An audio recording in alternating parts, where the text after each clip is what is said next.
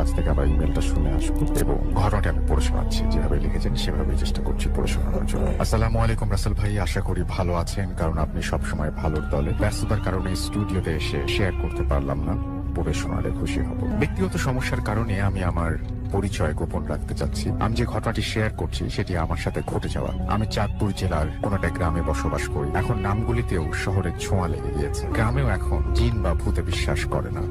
ভূত বা জিন বলতে নাকি কিছুই নেই, কিন্তু ব্যাপারটা হচ্ছে যার সাথে ঘটে যায় তিনিই বুঝতে পারেন। সব কথা বর্ণনা করে কিংবা ভাষায় প্রকাশ করা যায় না। আমি সরাসরি ঘটনায় চলে যাচ্ছি। আমি আজ অনেকদিন ধরেই টিউশনি করি। দিনের বেশিরভাগ সময় ব্যস্ততার ঘুমে কাটে বলে দিনের বেলায়ও খুব একটা বাসা থেকে বের হওয়া হয় না। আমার বাড়িতে একটা দিঘি আছে।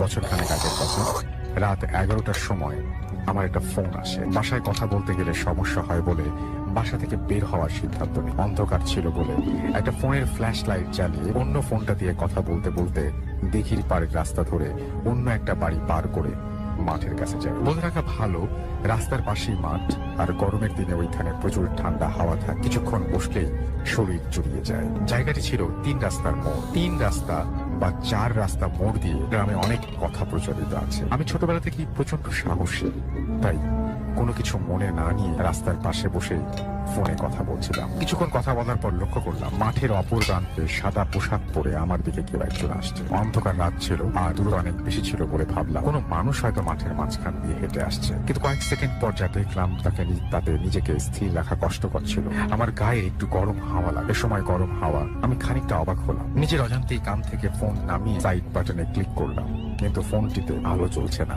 ভাবলাম হয়তো চার্জ শেষ। যে ফোনটি ফ্ল্যাশ লাইট জ্বালানো ছিল ওই ফোনটির দিকে তাকিয়ে দেখি ফ্ল্যাশ লাইট বন্ধ। এতক্ষণে বুঝলাম আমার সাথে কিছু একটা ঘটতে যাচ্ছে। সামনের দিকে তাকাতে আমি লক্ষ্য করলাম ওই সাদা পোশাক পরিহিত মানুষটি ক্রমেই বড় হতে লাগলো এবং তার মাথা মনে হচ্ছিল ক্রমেই আকাশ চুম্বি হচ্ছে। বুঝলাম এটি মানুষ নয়, জিন বা অমানব। আমার শরীর শিউলে উঠলো। মনে হচ্ছিল সময়ের কিছু সময়ের জন্য আমি কথা বলার সমস্ত শক্তি হারিয়ে ফেলেছি। আমি হতভম্ব হয়ে কিছুক্ষণ দাঁড়িয়ে রইলাম। কি করব নিজেও ভেবে পাচ্ছিলাম না। জীবনে প্রথম প্রচন্ড ভয় পেলাম। আমি শরীরের সমস্ত শক্তি দিয়ে দৌড় দিলাম। কেন জানি মনে হচ্ছিল আমি 5 মিনিটের পর 30 সেকেন্ডে পার করলাম। যখন দৌড় থামালাম নিজেকে দিঘির কাছে পেলাম। আমি কি দৌড়ে আসলাম নাকি উড়ে আসলাম সেটা নিয়ে আজও আমি সন্দিহান। যদি দৌড়ে আসি তাহলে এত কম সময়ে কিভাবে সম্ভব? দিঘির কাছে আসার পর দেখলাম আমার ফোনের অটোমেটিক আলো জ্বলে উঠেছে। আমি অনেক অবাক হই। এর আগে দাদুর কাছে অনেক ঘটনা শুনেছি, কিন্তু ওই দিন প্রথম বাস্তবতার মুখোমুখি হলাম। ঘটনাটি এখানে শেষ হয়ে পারত। আমার জন্য এর চেয়ে বড় ট্র্যাজেডি অপেক্ষা করছে। আমি প্রায় 20 মিনিট দিঘির ঘাটলায় বসে ভাবতে লাগলাম কি ঘটে গেল আমার সাথে। ভাবতেই আমার ফোনটা বেজে ওঠে। অপর প্রান্তে যিনি ছিলেন তিনি হঠাৎ করে ফোন কাটার কারণ জিজ্ঞাসা করলেন। আমি জবাবে একটু সমস্যা ছিল বলে তাকে বিদায় জানিয়ে বাসায় চলে আসি এবং ঘুমানোর প্রস্তুতি নিই। শোয়ার কিছুক্ষণ পর আমার চোখে তন্দ্রা লেগে আসে, কিন্তু আশেপাশে অন্য বাসার কাকার কথা আমার কানে বাজছিল। আমি অনুভব করলাম আমার জানলার বাইরে ওই সাদা জামা পরিহিত অবয়বটি দাঁড়িয়ে আছে। আমি তার অবস্থান বুঝতে পারছি, কিন্তু ওর মুখের অংশ কোনো ওপরে থাকার কারণে দেখতে পাচ্ছিলাম না। কয়েক সেকেন্ড পর আমি অনুভব করলাম আমার পা শিউরে উঠছে। আস্তে আস্তে পুরো শরীর মনে হচ্ছে কেউ আমার পা থেকে আস্তে আস্তে হাত উপরের দিকে তুলছে। যত উপরের দিকে তুলছে ততই আমার শরীর জমে যেতে লাগলো। আমি পুরোটা শরীর অবশ হয়ে গেল। পা আস্তে আস্তে বুক পর্যন্ত অবশ হয়ে আসে। আমার শরীরের সবগুলি লোম দাঁড়িয়ে যায়। আমি চিৎকার করার অনেক চেষ্টা করি, কিন্তু কিছুতেই মুখ দিয়ে শব্দ বের হচ্ছিল না। আমি ভয়ে হাত পা ছড়াছড়ি করি, চেষ্টা করছিলাম কিন্তু পারছিলাম। সাময়িক সময়ের জন্য মনে হচ্ছিল আমার শরীরের উপরে কেউ যেন পাথর বসিয়ে রেখেছে। আমি চাইলেও সরাতে পারছি না। ঠিক প্যারালাইজড হলে যেমন কিছুই নাড়াতে পারে না, এমনকি জিউ ভাওনা, ঠিক তেমনই অনুভব করছিলাম। আমি স্পষ্টভাবে বলতে পারবো না আমার জ্ঞান ছিল, আমার স্মৃতি ছিল, আমার মনে ছিল। এ সময় আয়াতুল কুরসি পড়া শুরু করলাম। হাত পা অনেকটা ছোড়াছুড়ি করার অনেক চেষ্টা করছিলাম আর মনে মনে আয়াতুল কুরসি পড়ছিলাম। যখন আয়াতুল কুরসি শেষ আয়াতে আসলাম তখন শরীরের প্রচন্ড শক্তি দিয়ে আমি লাথি মার। এতক্ষণে আমার বুকের বোঝা সরে গেছে। আমি ঘেমে একাকার হয়ে যাই, ঠিক গোসল করে আসলে যেমন হয়। আমি একটা শব্দ শুনলাম, ঠিক বিড়াল দেয়ালে বাড়ি খেলে যেমন শব্দ হয় তেমন শব্দ পেলাম। আমি আম্মুকে ডেকে তুললাম, তারপর সব ঘটনা খুলে বললাম। আমি আর আম্মু মিলে রুমে লাইট জ্বালিয়ে বিড়াল খোঁজার চেষ্টা করি। উল্লেখ্য, বিড়াল খুঁজতে গিয়ে হঠাৎ জানালার দিকে চোখ পড়ে, কিন্তু দেখলাম জানালা বন্ধ, জানালা বন্ধ, দরজা বন্ধ। তাহলে ওই বিড়াল কোথায় গেল? বিড়ালের শব্দ আম্মু শুনেছিল। কিছুক্ষণ খোঁজার পর না পেয়ে আবার রুমে চলে আসি। আম্মু আমাকে দোয়া পড়ে শরীরে ফু দিয়ে দিলেন। আমি খুব বেশি অবাক হইনি, কারণ আমি তুলা রাশির জাতক। এমন অনেক ঘটনা আমার সাথে প্রতিনিয়ত ঘটে। ভুল হলে ক্ষমার দৃষ্টিতে দেখবেন। গুছিয়ে লিখতে না পারার জন্য আন্তরিকভাবে দুঃখিত। যেভাবে লিখেছেন আমি সেভাবেই পড়ে শোনাচ্ছি। আসসালামু আলাইকুম রাসেল ভাই, আশা করি ভালো আছেন। আমার নাম লকিব আসিফ ইকবাল। আমি একটি বেসরকারি প্রতিষ্ঠানে লজিস্টিক কাম ফিনান্স অফিসার হিসেবে কর্মরত আছি। ভূত প্রেতের ওপরে আমার কোনোদিনই বিশ্বাস নেই, এমনকি এখনো বিশ্বাস করি না। আমি যে দেখেছি তা আমার মনের ভুলও হতে পারে। আমার স্ত্রী ভূত এফএমের একজন নিয়মিত শ্রোতা এবং রেগুলার কমেন্ট করে। আপনার অনুষ্ঠানটাকে আমরা স্রেফ গাঁজাখুরি বলেই মনে হতো, তবে একজন মুসলমান হিসেবে আমি জিন বিশ্বাস করি। তবে জেনে রাখা ভালো, এরা কখনো মানুষের ঘাড়ে ভর করে না। কিন্তু কিছুদিন আগে আমার জীবনে ঘটে যাওয়া একটা ঘটনার পর থেকে আমার মনে হচ্ছে আসলেই এমন কোনো কিছু একটা আছে যা সত্য। সেটা হতে পারে মানুষের দেয়া ভূত কিংবা অন্য কিছু। আমার এক কলিগ, এখানে তার নামটা বলছি না, সে নতুন মোটরসাইকেল কিনে এনে আমাকে অফার করলো, ভাই চল বাগেরহাটের মংলায় আমার ফুপুর বাড়ি আছে, সেখানে গিয়ে দাওয়াত খেয়ে আসি। অনেক জোরাজুরি করায় এক পর্যায়ে রাজি হয়ে গেলাম। দাওয়াত খেয়ে বাড়ি ফেরার পথে ওদের বাড়ি বাগেরহাটের একটি বাজারের কাছে। যথারীতি আমাকে মোটরসাইকেল চালাতে বললো। আসার সময় ওর ফুপু ওদের বাড়ির জন্য টিফিন ক্যারিয়ারে করে খাবার দিয়েছিল। ও বাটি হাতে নিয়ে মোটরসাইকেলে বসে আছে, আমি চালাচ্ছি। চুলকাঠি বাজারের ভেতর দিয়ে সিএনবি বাজার যাওয়ার একটা শর্টকাট রাস্তা আছে গ্রামের মধ্য দিয়ে। ও আমাকে বলল, ভাই চলেন এই রাস্তা দিয়ে যাই। আমি বললাম, এটা গ্রামের ভেতরে চিকন রাস্তা, তাছাড়া অনেক সাইড রাস্তা আছে, আমি ভালো চিনি, কোনো অসুবিধা হবে না। রাস্তায় ঢুকে মোটামুটি ভাবে গাড়ি চালাতে লাগলাম। কিছু দূর যাওয়ার পর দেখছি একটা 8-9 বছরের মেয়ে আমার গাড়ির সামনে দৌড়াচ্ছে। এখানে একটা কথা বলে রাখি, আমার আগে ছোটবেলায় রাস্তার পাশে আমরা দাঁড়িয়ে থাকতাম এবং কোনো মানুষের সাথে সাথে হেঁটে যাওয়া কিংবা হ্যারিকেন জ্বালানো কোনো রিক্সা ভ্যানের পেছনে পেছনে দৌড়ে বাড়ি চলে যেতাম। এখনকার ডিজিটাল যুগে বাচ্চারা অন্ধকার রাতে মোটরসাইকেলের সাথে দৌড়াবে, এমনটাই স্বাভাবিক।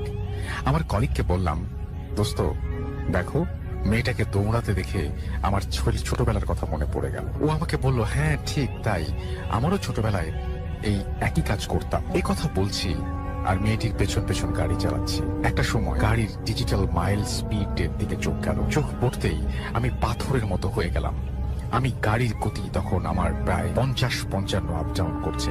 এত স্পিডে মাত্র 8-9 বছরের একটা মেয়ে কিভাবে দৌড়াচ্ছে? আমার বন্ধুকে বললাম, এই মেয়েটি এত স্পিডে কিভাবে দৌড়াচ্ছে? ও বলল, তাই তো। এই কথা বলতেই সামনে তাকাতে দেখি মেয়েটি উধাও। মোটরসাইকেল থামিয়ে পকেট থেকে মোবাইল বের করে দেখলাম রাত 1:35 বাজে। কিছুতেই নিজের মনকে বিশ্বাস করাতে পারছি না কি দেখলাম। বাইকের হ্যান্ডেল ঘুরিয়ে হেডলাইটের আলোয় চারিদিকে ঘুরিয়ে দেখি কোনো বাড়ি ঘর নেই। রাস্তার একপাশে সুপারি বাগান আর একপাশে একটা বড় পুকুর আর সামনে পেছনে রাস্তা। চোখের পলকে মেয়েটি কোথায় গেল? পেছনে থাকার জন্য মেয়েটির চেহারা আমি দেখিনি, কিন্তু মেয়েটি একটা হলুদ ঘটি হাতা টাইপের ফ্রক পরা ছিল, খালি পায়ে, বেশ স্বাস্থ্যবান, চুল সম্ভবত ছেড়ে দেয়া ছিল।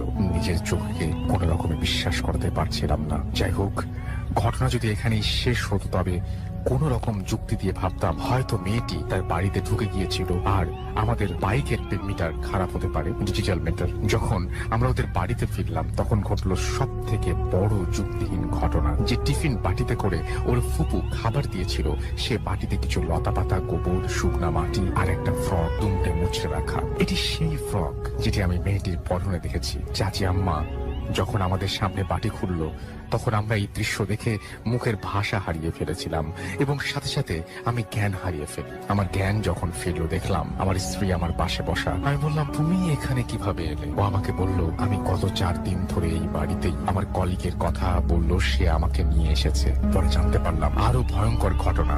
সেই রাতে চাচি আম্মা টিফিন বাটি খোলেন নাই, তিনি বাটি শুধু ফ্রিজে ঢুকিয়ে রেখেছিলেন এবং সকালে খাবার গরম করে সকলকে দিয়েছিলেন। আমার কলিগকে বললাম, তুই কিছু দেখিসনি?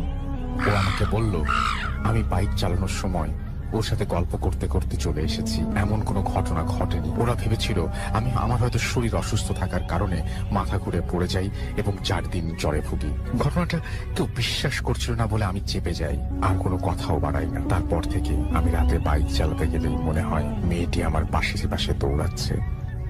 তাই এখন রাতে বাইক চালাই না। যদি খুব জরুরি হয় তবে বাইক চালাতে পারি এমন কাউকে সাথে নিয়ে বাইরে যাই। ঘটনাটা বিশ্বাস হলে অন্যদের পড়ে শোনাবেন।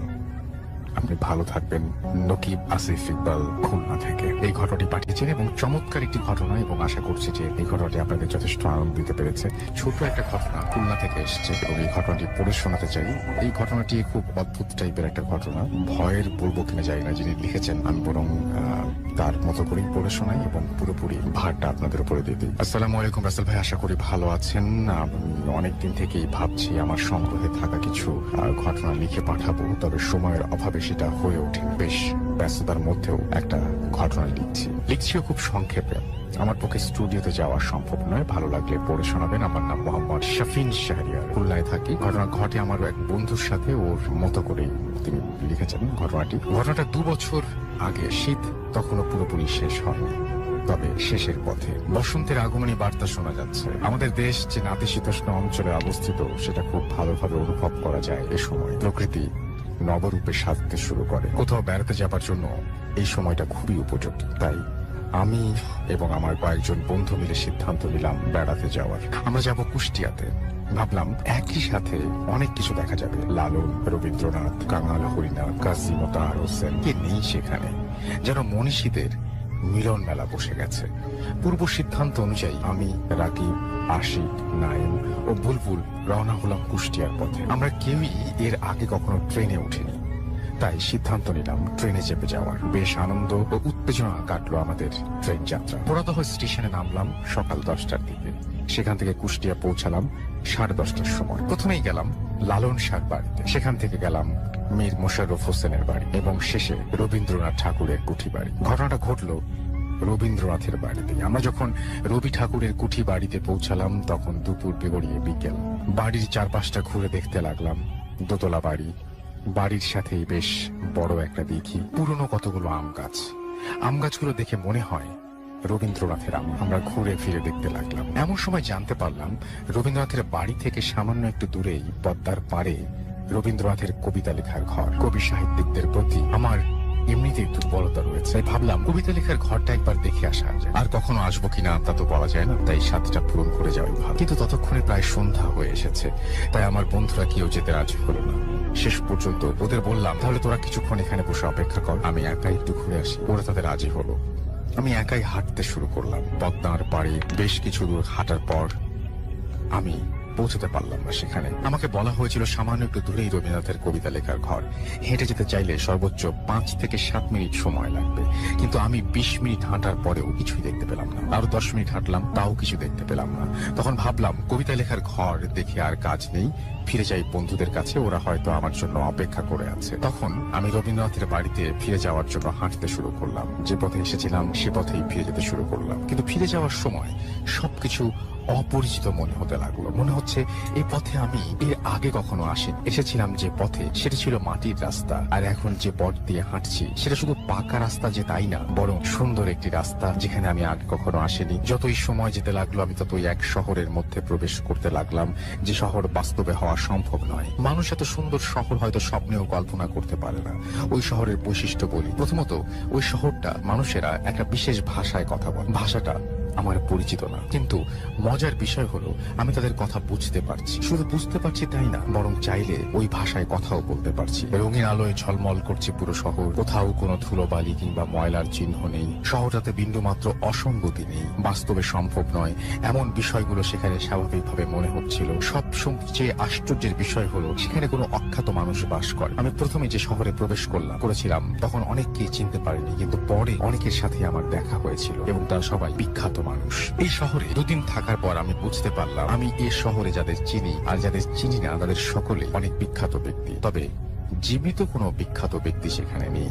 সেখানে যাদের দেখলাম তারা বহু আগেই মারা গেছেন, কিন্তু এ সকল বিখ্যাত লোকেরা যে মারা গেছেন, এখন যে তারা জীবিত নেই সেই কথাটা ওই শহরে থাকা অবস্থায় একবারও মনে হয়েছে তারা স্বাভাবিক নিয়মেই বেঁচে আছেন। আমিও সেখানে তাদের সাথে বাস করছি বহুদিন ধরে। ওই শহরে প্রবেশ করার পর আমার একবারও মনে হয়নি যে যেখানে গেলাম সেখানে গেলাম কি করে, বরং মনে হয়েছে আমি তো এই শহরেরই একজন। যে 2 দিন আমি সেখানে ছিলাম সে সময় আমার মোটেও ক্ষুধা পিপাসা বোধ হয়, কিন্তু সেই শহরে প্রবেশের 2 দিন পর হঠাৎ আমার খুব পিপাসা পেল।